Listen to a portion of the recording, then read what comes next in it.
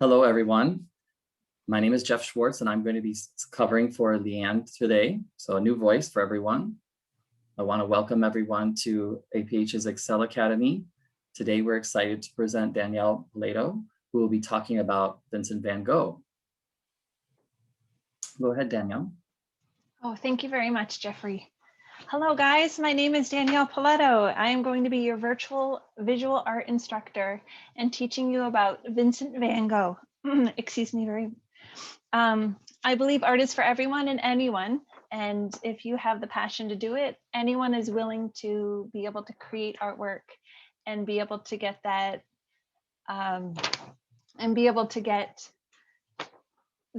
creative energy out. Welcome to the Vincent van Gogh Sunflower Making. This class is intended for students grades 7 to 12, but all artists are welcome to join. Thank you, APH Virtual Excel Academy, for hosting this session today. The purpose of this lesson is for you to strengthen and expand your knowledge of self-determination and artistic expression. Today, we are going to gain knowledge about the artist of Vincent van Gogh by collaborating on who this artist is and what kind of art he created and the importance of the art world around him. Who can share with me in the chat what they know about Vincent van Gogh?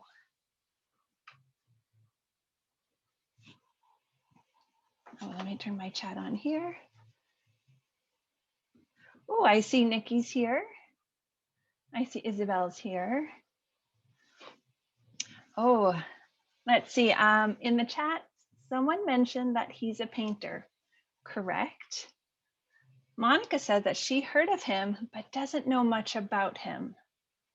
So I'm going to give anyone a couple more seconds to try to figure out who Vincent van Gogh is. So the clue so far is a painter.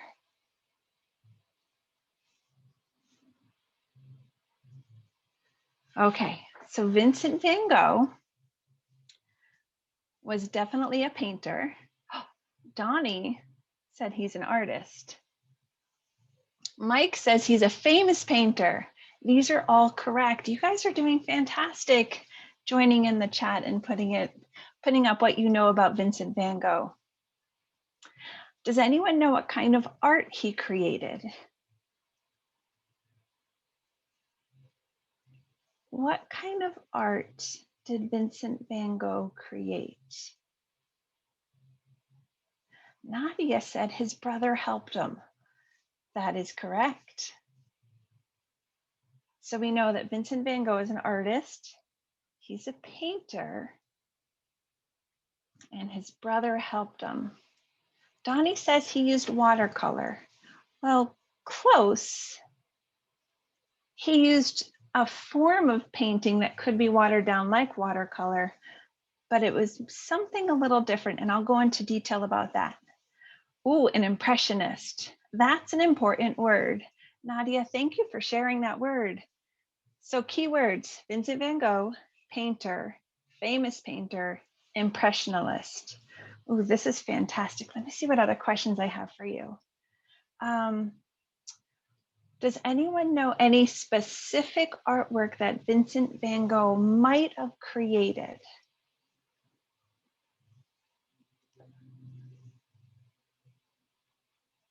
Vincent van Gogh, and what kind of art or a name of art that he created?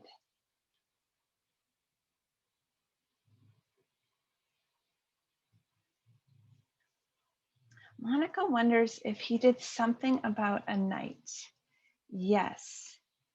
Monica, you're correct. So what I'm going to do on that note, I'm going to share my screen. Ooh, Mike says he liked landscapes. Monica and Mike, you're doing great.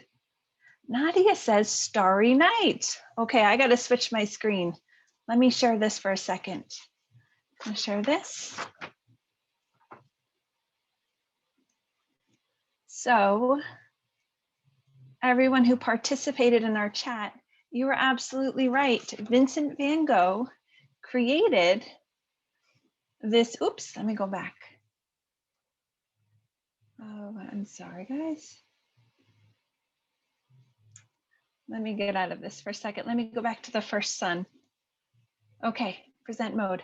So Vincent van Gogh created one of the most famous paintings ever, and it was called Starry Night.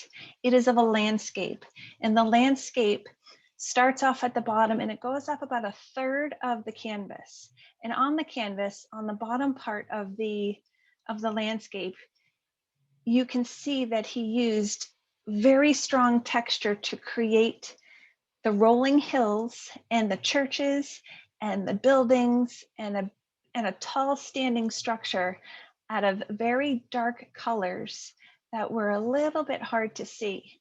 But then the sky, which opened up about 2/3 of the canvas, was this rolling hills of movement that he captured in the sky. So it looked like he was able to paint the sky with the paintbrush that he had.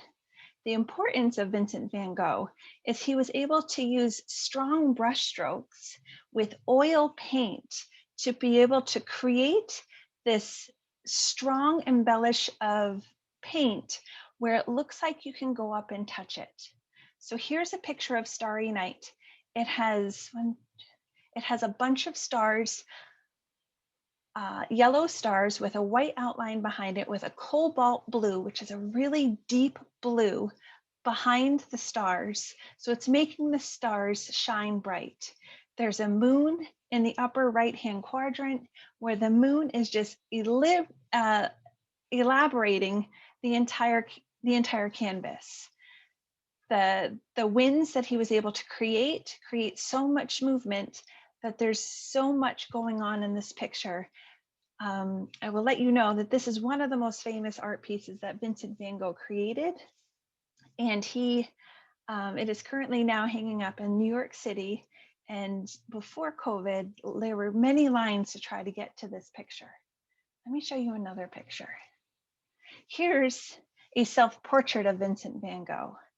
We can see before, like in Starry Night, he used strong brushstrokes to represent the images around it.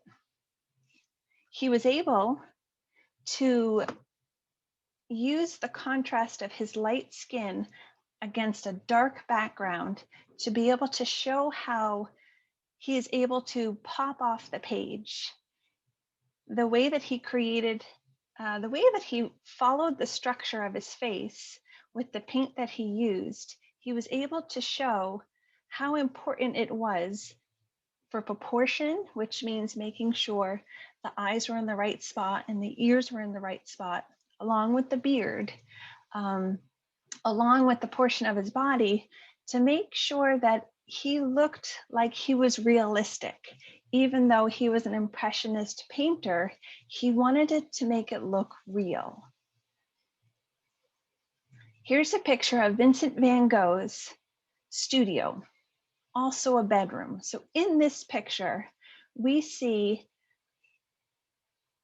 it's a room landscape or a room vision with, on the right-hand side is his bed. In the background is a chair, a table, and in the foreground, there is another chair. Behind the table in the back, there is a window, and there's there's 6 paintings that he created and he put up on the wall because he really enjoyed seeing his artwork. Oh, Donnie wrote a question. What does realistic mean? Donnie, that's a great question. Realistic means in art, when you draw something, paint, sculpt, any form of art that you decide to do, that it looks just like whatever you're trying to mimic. For example, in this picture, there's a realistic picture of a bed, and it looks just like the replica of the bed that Vincent van Gogh had. So, great question, Donnie. Also, this is an important room for Vincent van Gogh because this is the room that he would paint in the Netherlands when it was just too rainy outside for him to paint outside. Donnie asked another question. What is a replica? Donnie, you have some great questions, and thank you for asking. If you don't know what a word means, a replica means a smaller version or a version of the picture that you want to create. So for example, the replica of a chair is the way that he was able to visually see the chair, touch the chair. He was able to take that from the room and be able to put it on the canvas and paint it exactly how it looked in the room. So he's setting up a little diorama or the same visual image that he would see in his studio. Great questions. I'm going to move on to the next picture. So this picture is called the Potato Eaters. This is a very important picture for Vincent van Gogh because right around this time is when his brother Theodore commissioned him to be an artist and encouraged him to go out and create artwork. What he did is he would find people that he connected with and understood who they were and where they came from, and he would ask if they could paint them. So in this picture, he captured 5 people sitting at the dinner table in a dark, gloomy room. They do not look happy.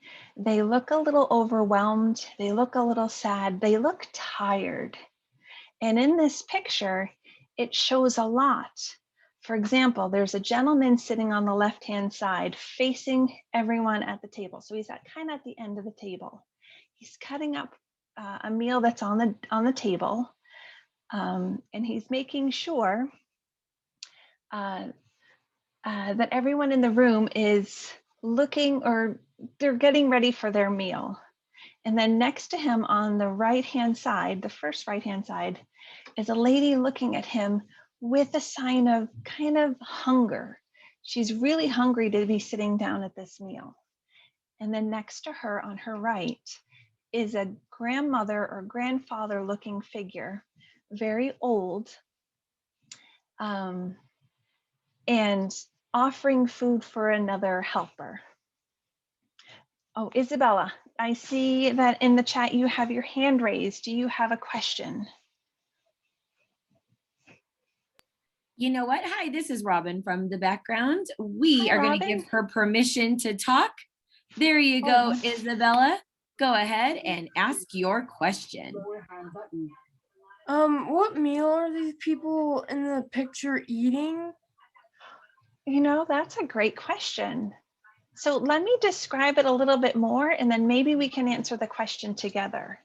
So in the background, it's really dark. The windows are dark. The windows outside are dark. And above the table is like a candle-lit candle. So what meal do you think that they're eating, Isabel? It looks like potatoes. Okay. They're eating potatoes. Do you know what time it is about? No. No? Do you think it's like midday where it's sunny and bright outside? Or do you think it's at nighttime or early in the morning? Nighttime. Yeah. So Isabel, you're correct. They're eating potatoes at night.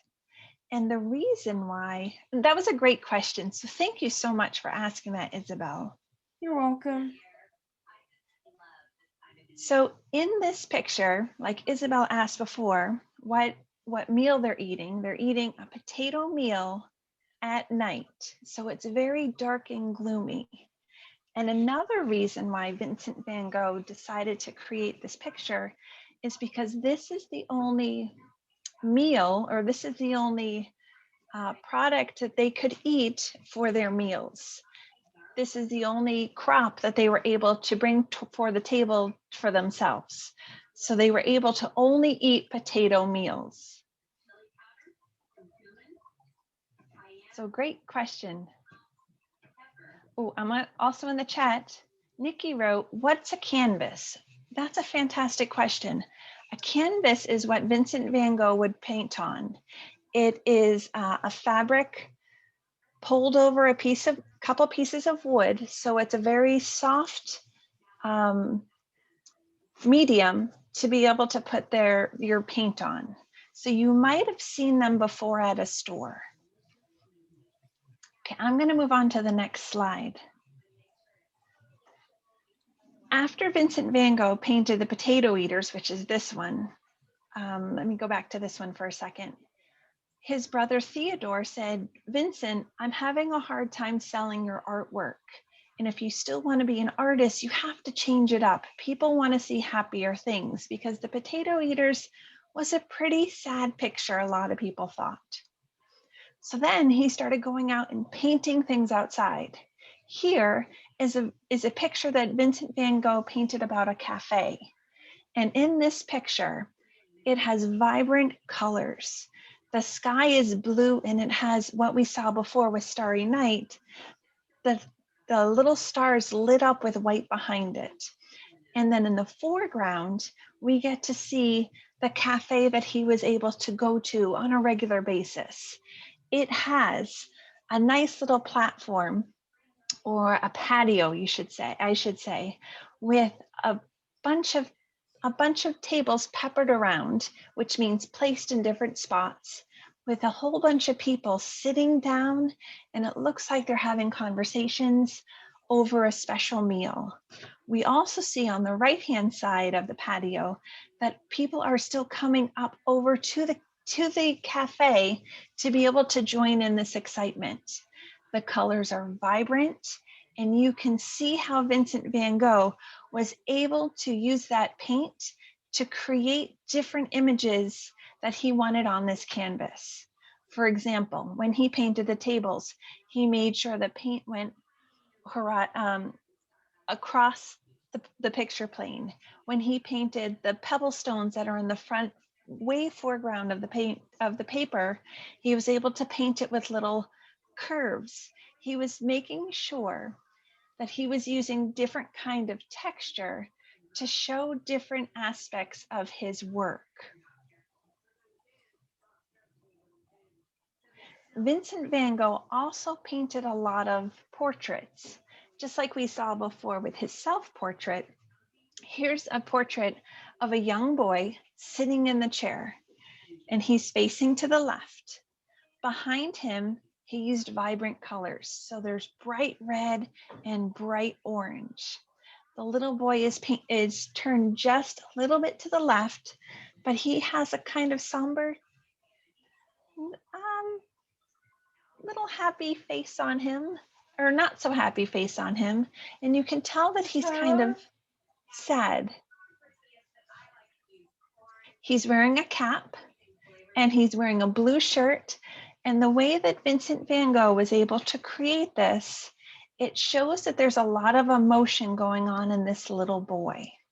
He used many different textures here to be able to show the different textures of his shirt, the different textures of his hair, of the hat. He was able to do this to distinguish which part of the painting that he wanted to paint. So here is the reason why we are in class today. Another one of Vincent van Gogh's famous artwork is the sunflowers.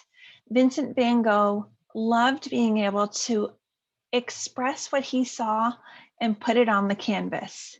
Here we see a vase with a whole bunch of sunflowers popping out of it.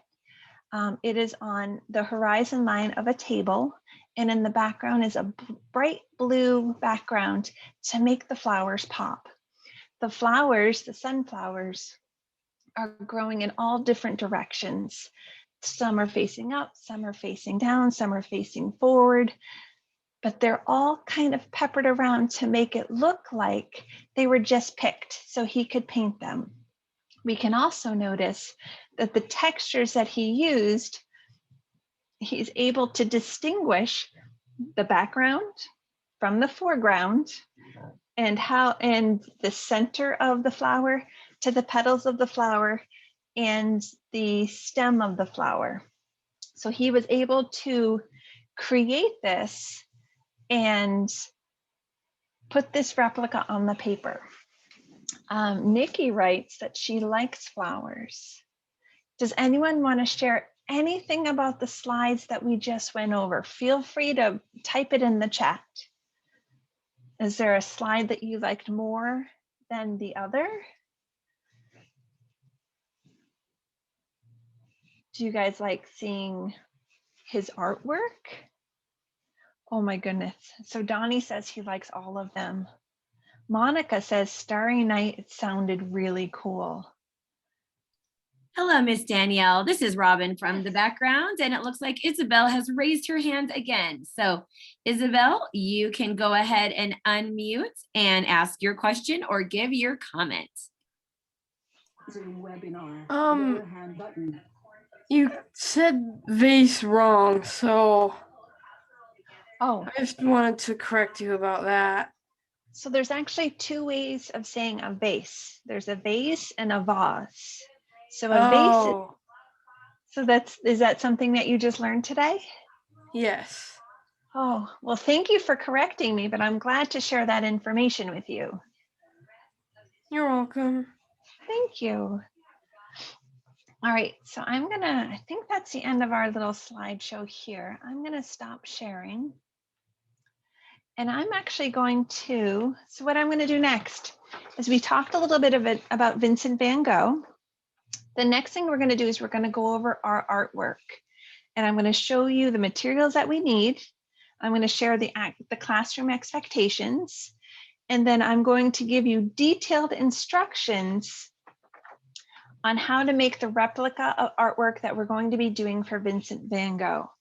And then I'm going to ask you a question about your artwork at the end. So at this point, I'm going to switch to the doc cam for a little bit easier creating. Okay, so here is the artwork that we're going to be creating. It's going to be a replica of the sunflowers that we just saw in our slideshow. So what we're going to try to do with our replica is try to get as much texture as possible into our artwork. So the materials that you will need, so I'm going to move this picture for a minute. The materials that you'll need, you're going to need a variety of different color paper.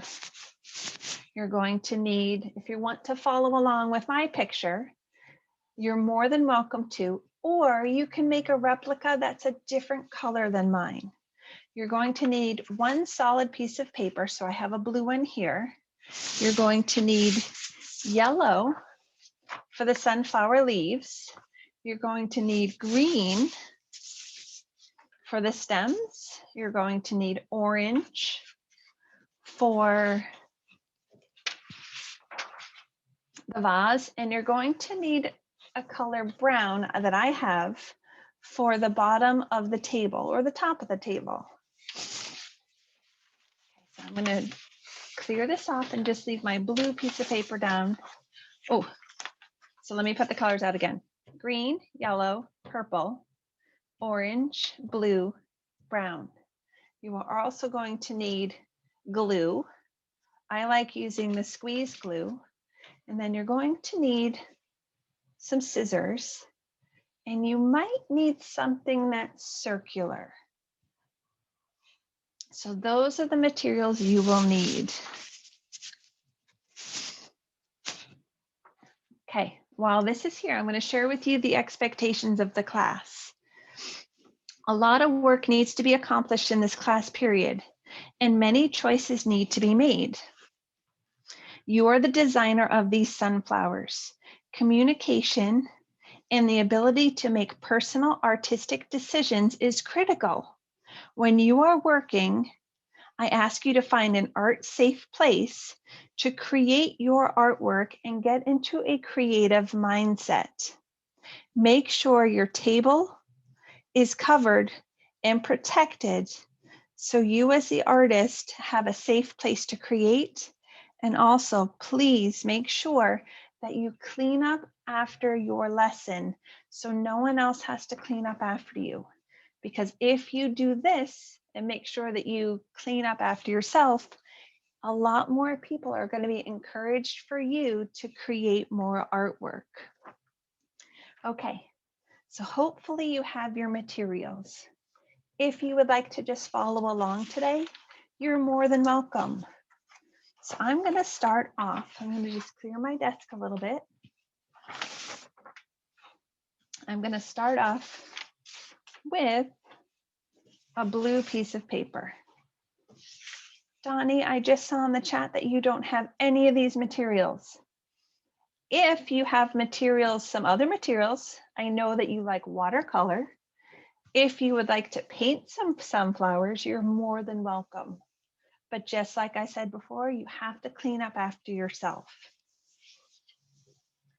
Okay. So I'm going to make sure it's not blurry for you guys.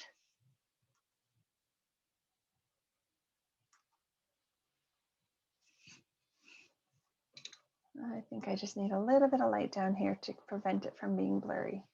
Okay. All right, so what we're going to do, you have your blank piece of paper. I'm going to grab a brown piece of paper because we need to create our horizon line. A horizon line is going to divide the foreground and the background. So in our picture, the foreground is where the table is or the floor, and the background is going to be the blue wall. We'll consider that. So the first thing you're going to do is you're going to grab your piece of paper. So you have your blue piece of paper. You're going to grab your brown piece of paper and you're going to fold it in half.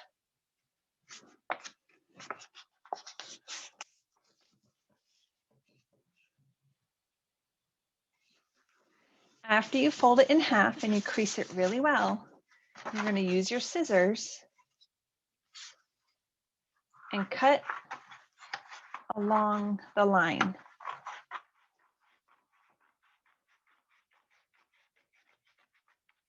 Artists, if you need help cutting, make sure you could ask a grown-up or someone who's close to be your assistant to help you with the cutting process. I didn't show you how to use scissors properly on this cut, but I will show you next cut. I do apologize. So you're only going to need one of these brown pieces of paper. With this brown piece of paper, you are going to fold it in half. So you're going to fold it in half like a book. You're going to line up the edges. So I brought the left side to the right side, and I'm creasing the left side. And I'm going to crease it really well. After I creased it, I'm going to take the folded side on the left, bring it all the way to the right, line it up, and crease it again.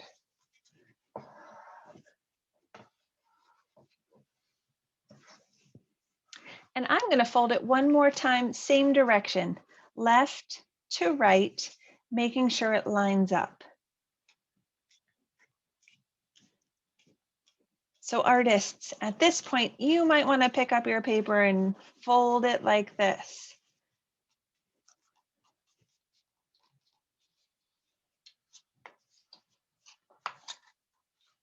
The next thing I did is I unfolded it, and now I'm starting to get some textured paper, just like Vincent van Gogh would use with his painting. And I'm going to see if I like it where on my piece of paper. So here I'm saying that this is the foreground and this is my background. As an artist, I'm distinguishing the front and the back. I really like how this is sitting. So I'm going to pull it up a little bit so you can see. I really like how this is positioned in my paper. So I'm going to grab my glue.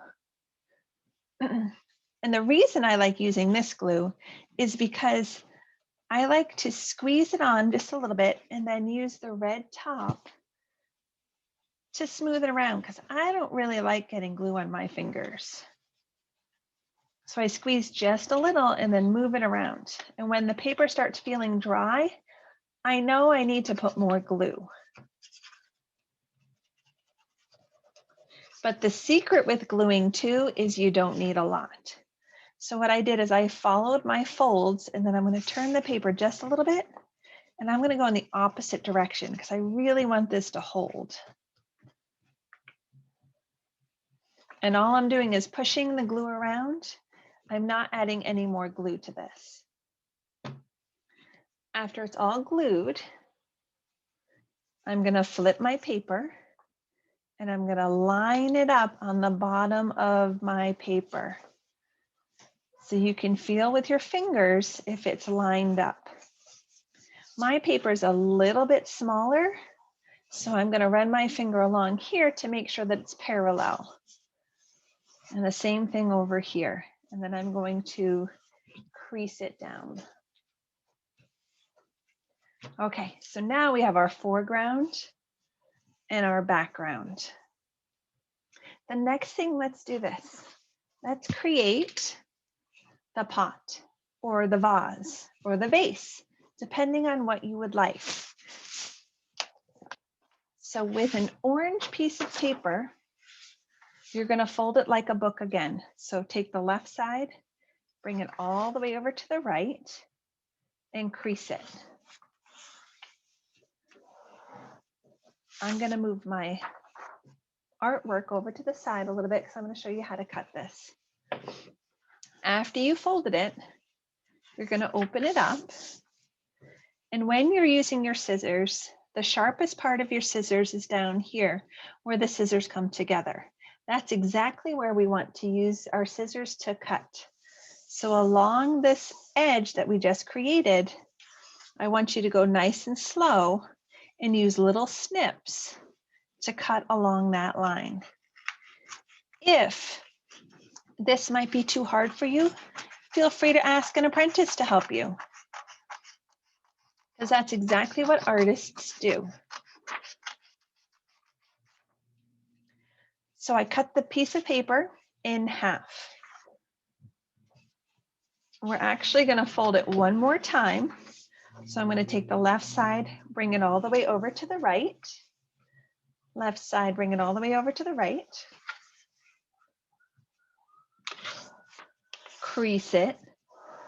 And we are going to cut this again because I only want a small vase on my piece of paper. So I'm going to open this up again. To flatten it so I know where that crease is. And just like I showed you before, I'm going to use the inner part of my scissors to snip.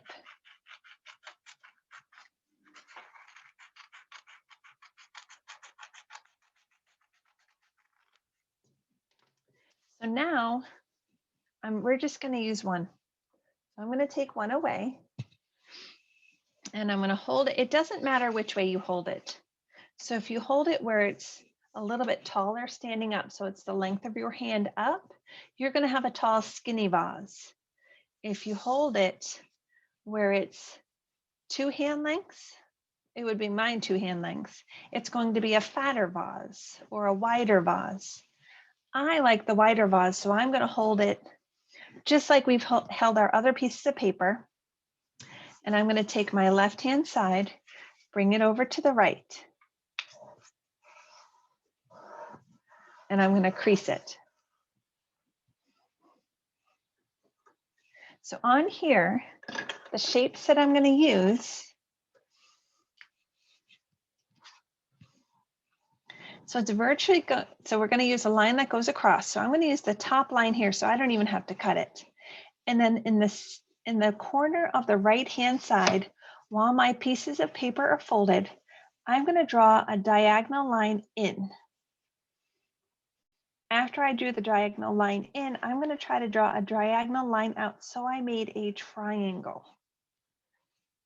After I made the triangle, on the bottom portion of the paper, so on the right-hand side where the pieces are folded together, I'm going to make a curved line. So I'm going to cut off just a little triangle on the end. So it's going to look like a big letter 3 if you can visualize that. I'm going to grab my scissors. I'm going to use the inner part and I'm going to cut along those lines.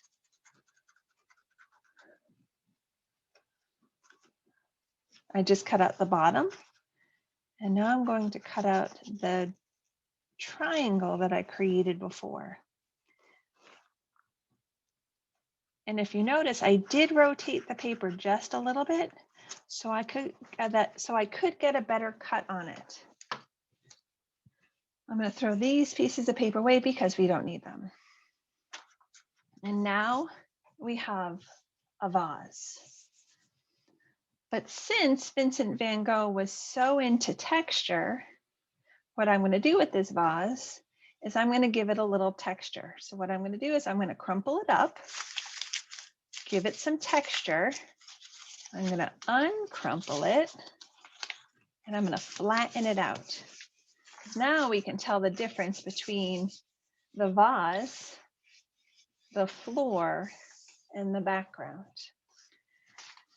So you being the artist, just like I shared before, you can put that vase anywhere you like. You can put it at the top of your horizon line, which is where the brown paper meets the blue paper, or you can put it anywhere on there. You can even put it at an angle. I'm going to put mine about halfway down the paper because I want some big sunflowers that are going to go up. So I'm going to grab my glue.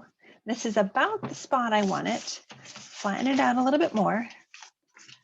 I'm going to grab my glue and just like I did before with the brown piece of paper, I'm going to squirt just a little bit on there and use the top cap to smooth the glue around.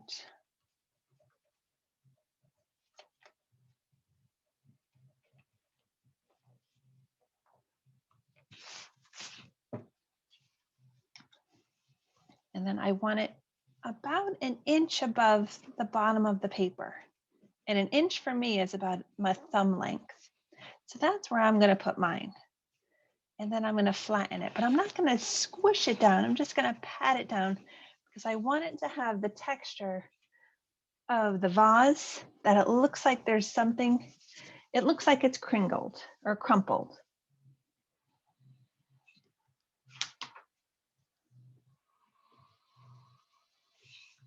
So I'm going to move this to the side and I'm going to grab a yellow piece of paper. So the yellow piece of paper, let me get my example. We have to start making the petals for our flowers. To do this, you're going to get a yellow piece of paper, or you can get red, you can get any color you like. And we're going to give this a different texture. So we're going to rip pieces of paper that are no bigger than our thumb. So you can put your thumb on here and rip it. So this one's just a little bit bigger, so I'm going to make it smaller. I'm just going to rip and tear. And I'm going to start creating a little pile for myself. So no more bigger than your thumb. If you feel like it's too big, make it smaller. Oh, this is way too big, so I'm going to rip it and rip it and rip this one in half, and that one looks pretty good. You're going to need a lot of yellow pieces of paper. So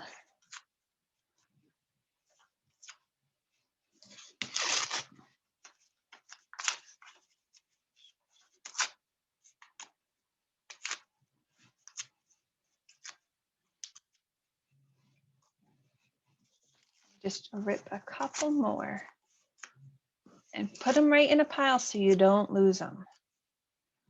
Okay. And let me bring back my replica again. So here are the petals. Remember that circle I asked you to get? This is where you might need it. So we're going to come in here and we are going to put a ring of glue where we want our flowers. So on this one, I have 1, 2, 3, 4 different flowers. Hope the lighting's not. I have 4 different flowers. So what I did is I took a ring of glue and I made 4 different places to put our yellow pieces of paper. But I'm going to do one at a time so I can see where it goes and I don't get glue on me. So I have a plain circle. You can use a cup, you can use a glass. This is just an old circle from a lotion bottle. And you can come around here. You're gonna put it anywhere you like. And you're gonna put the glue around the circle. All the pieces of paper that you picked up or you ripped up, you're just gonna put those on that round piece of circle. If you have a hard time, you can keep the circle there and you can go around the circle to put your pieces of paper if you don't like getting glue on yourself. Just follow along where you put the glue so they don't fall off.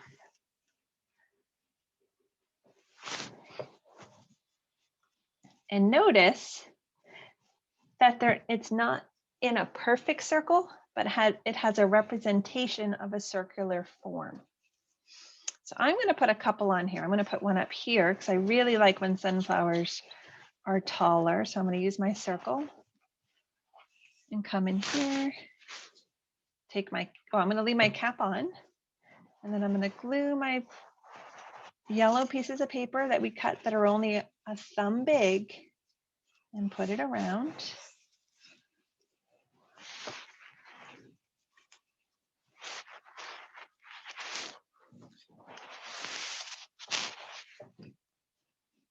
So notice here, some of my pieces might go off the paper. That's perfectly fine.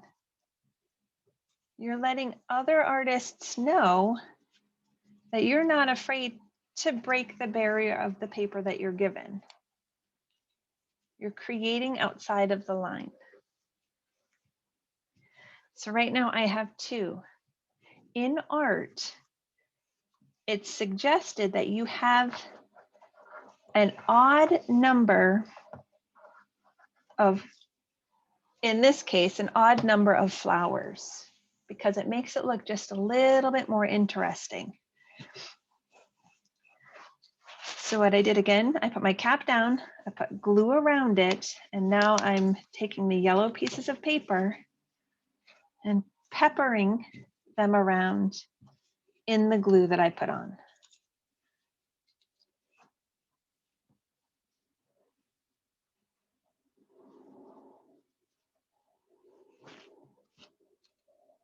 And I'm lifting up the cap just a little bit because I want to make sure that the glue gets on where it needs to go.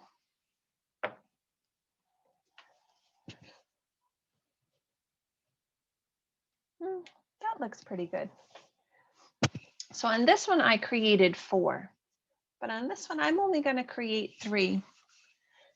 The next thing we're going to do is we're going to get the color purple because we need to get the center of our flowers. So grab your purple piece of paper. I'm going to move this one to the side.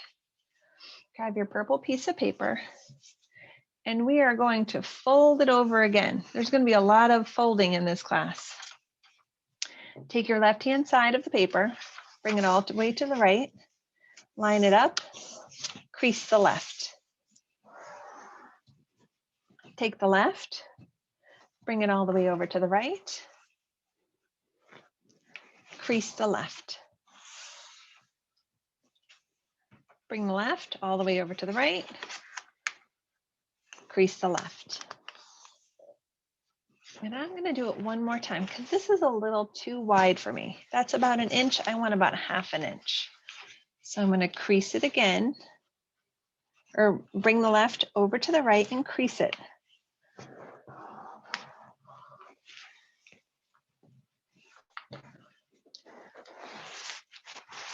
I'm going to move the yellow pieces of paper so they're not distracting. I'm going to unfold it. And now we have a whole bunch of lines on there. You're going to use your safety cutting scissors and you're going to cut up.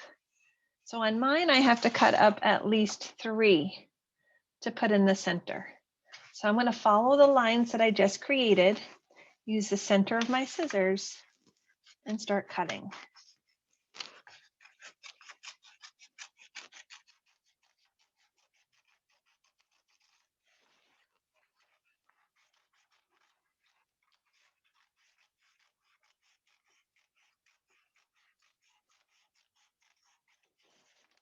And like I said before, as an artist, if you need help with this, it is perfectly fine to ask your artist assistant to help. I'm going to put this to the side. And here we have circular motions and they kind of pop off the page because we're giving it a different texture. To do this, notice that some are tightly wound, but kind of going out. Some are all together. Some have their organic shape just popping out. It doesn't matter how they come out, as long as they hold and you like them. Those are the 2 most important things. So to get those forms, you're going to need your glue and your purple piece of paper. You're going to take your purple piece of paper, and what I like to do is I'm going to pull it down. I'm going to put it in between my index finger and my middle finger. I'm going to hold it between those 2 fingers. I'm going to pull the paper up just enough where it covers my index finger. Where the paper's folded over my index finger, I'm going to use a little bit of glue and the cap to rub it around on the end of the paper. I'm then going to grab the bottom part of the paper and I'm going to push it up and hold it for a couple seconds so it takes form. So if you pull your finger up for 1 second, you're going to feel that the glue is holding. I'm going to stick my finger back in and I'm going to wrap it around, hold it with my bottom fingers, and I'm going to put a little bit more glue where my finger is here. And then rub it around with the cap again.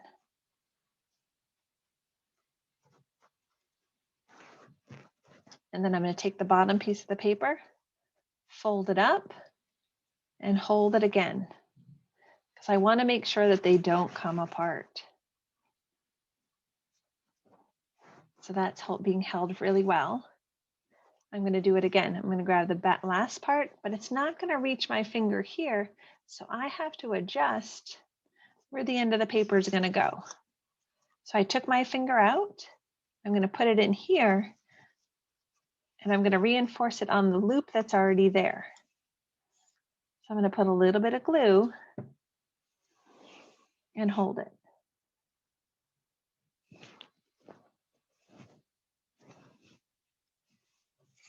And you're going to do that again with the other ones.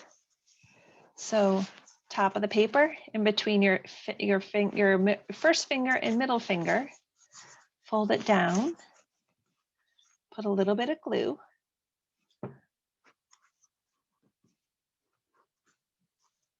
hold it there for a second, wrap it around. Let's get another one in there. And you can adjust the size that you want. You can make it really small or as wide as you like. I'm going to do it about there. A little bit of glue, reinforce.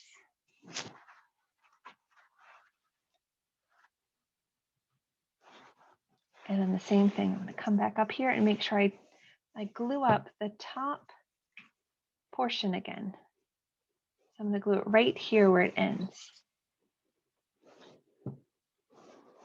Bring it up, hold it down, reinforce it, a couple seconds.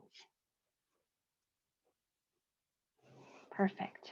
And notice they're a little bit different, and that's what we want. We don't want them to be perfect.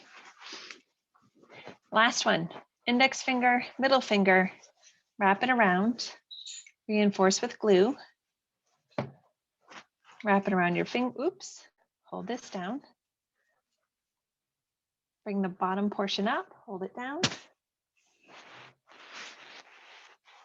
Bring the back part around. We're going to glue a couple more. I'm going to make this a little bit tighter, this one. Reinforce it. And then one more time at the bottom where the paper ends, a little bit of glue. Reinforce. Perfect. So now we have 3. Well, I have, oops, that one came apart. You just need to hold it a little bit longer.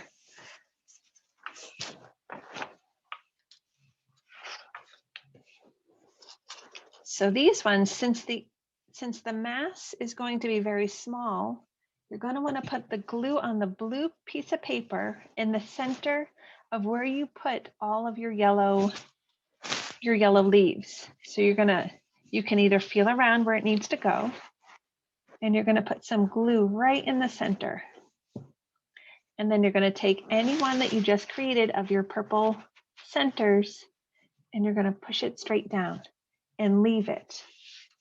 These have to stay on the table for them to dry. Same thing up here. You can feel where your circle is. Put a little bit more glue in there in a spiral rotation and put your centerpiece, the center of your flower. Okay.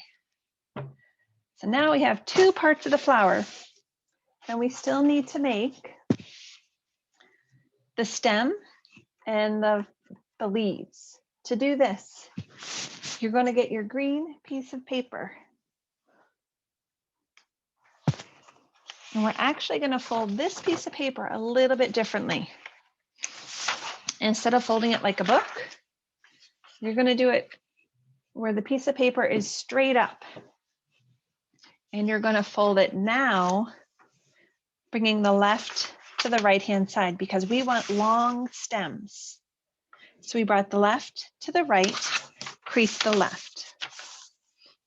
And you're going to keep doing this until you can't fold it anymore. Left to right, make sure it lines up, crease. Left to right, line up.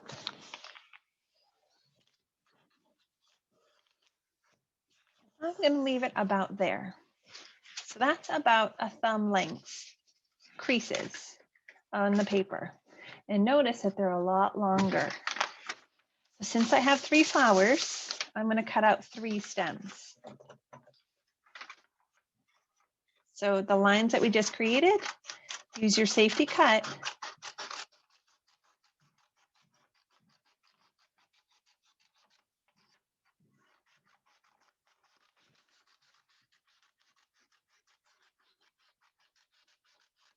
Two,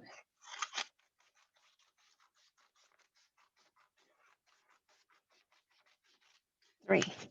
So now we have 3 really long pieces of green paper. We're going to keep folding these until we give it a different texture because this is the same texture as the background. So you take the bottom or one side of your paper, bring it to the other side, and then crease the paper. Where the crease is, you're going to bring that crease all the way over to the other side. So I brought the left to the right and I creased it again. And the same thing. Left to right, crease, left to right, crease. At this point, I'm holding it and squishing it down really tight. So then when I unfold it, it's going to be a really crinkly piece of paper. So I'm going to do it again. Take the left.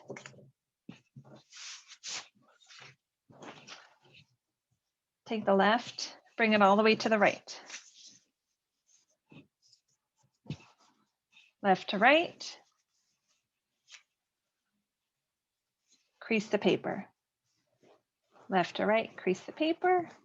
Then left to right, crease the paper. And then unfold. Then we got one more. Left to right. Left to right. Left to right again. And then one more time. And then crease it. So now we have 3 accordion like pieces of paper. So these might be too long for stems. I'm going to show you what we're going to do because we want it to come off the paper like we have with our example. So after they're creased this way, I'm going to crinkle them up like we did with our vase. And I'm just going to hold it all in my hand. So I'm going to crinkle it all up and then I'm going to slightly pull it out just a little bit. The top should have a flat spot. That flat spot, you're going to put a little bit of glue on. You can put it on both sides because you're going to find a spot on your flower that you'd like it to go. So I want it to go here. And it doesn't matter where you decide for it to go. So I'm going to push it down, but then I'm going to have it come behind the vase. So I'm going to use a little bit more glue and put it behind the vase that we just created. And now we're starting to have this really cool effect of the paper popping off the page. The same thing again, crinkle it up to give it a really cool texture. Figure out where you want it to go. So I'm going to have this one come here. Oh, maybe here. So I don't want it to be interfering with that. So this one over here. I'm going to put a little glue here. Put it underneath. And then I'm going to glue it. Ooh, I'm going to bring it down here a little so it doesn't hide the sunflower. Put a little glue down here and then a little glue in here so it looks like it's coming out of there. Okay, so we have two stems. This one might not have a stem because in the Vincent van Gogh picture, not all of them you can see with stems. Oops. So these ones don't look like they have stems. So I'm going to show you how to cut out some leaves. So with the piece of paper that you already folded up, you can flatten it out. And what you can do is if you have a marker, you can take your thumb and you can trace your thumb. And it doesn't matter if it's just the first joint or all the way to your hand. So you can take it, trace your thumb, and then cut it out. And you're going to cut it out just on that line. Miss Danielle, we're about out of time. Oh, wonderful. Let me just glue this down and you can make as many thumb leaves as possible that you like. A little bit of glue and you can stick it anywhere. And here's another hint. If the thumb is too hard to draw with, you can use another finger and sketch it out too. So sketch out your index finger if that's easier for you to do. So come in here, use your safety cut that you just drew of your index finger. I'm going to cut the bottom off because I don't want it to be rounded on the bottom. And then you can stick the leaf anywhere you like. Oh, one more thing is make sure you sign and date your artwork. So I'm going to write Miss Danielle. And then today's date is today the 3rd, Jeffrey? March 3rd, yep. March 3rd.